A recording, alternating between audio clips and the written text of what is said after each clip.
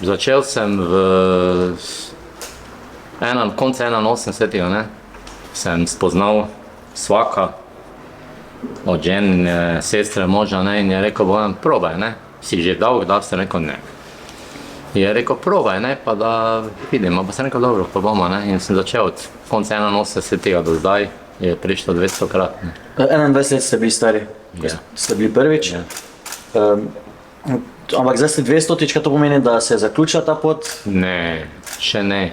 Do 65. Do 65. Tako da še imate nekaj por. Še ne 13-krat, če bo zdravje, bo, ne. Danes so vas tudi počastili s plaketo, z priznanjem. Presenečen. Kaj pa sicer mislite o tem, kakšen je odnos recimo države nasplošno do krvodajalcev?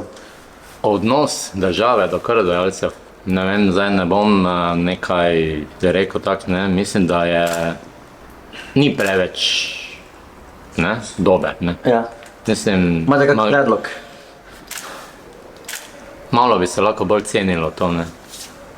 Magari je humanitarna dejavnost, noben te ne sili v to, ne.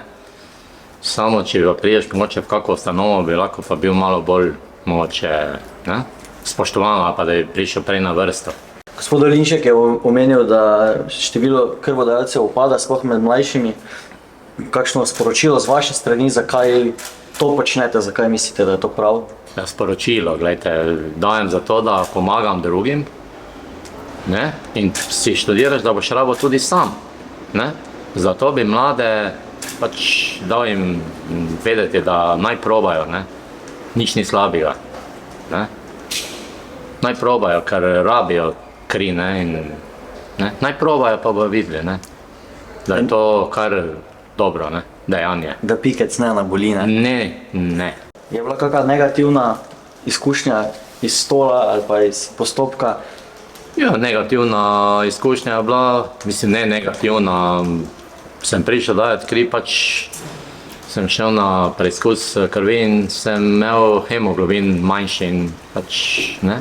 Takrat se počaka. Nisem mogel, ja, gledajte, ne, oni vejo, ne, ne moš ti zdaj njim reči, če zdaj bom pa dal, če je osebje, ne, učeno za to, ne, pač sem tisti dan nisem dal, ne, pa sem čez 14 dni prišel, pa je bilo vse v redu, ne. Slabega počutja pa nikdar na stolu?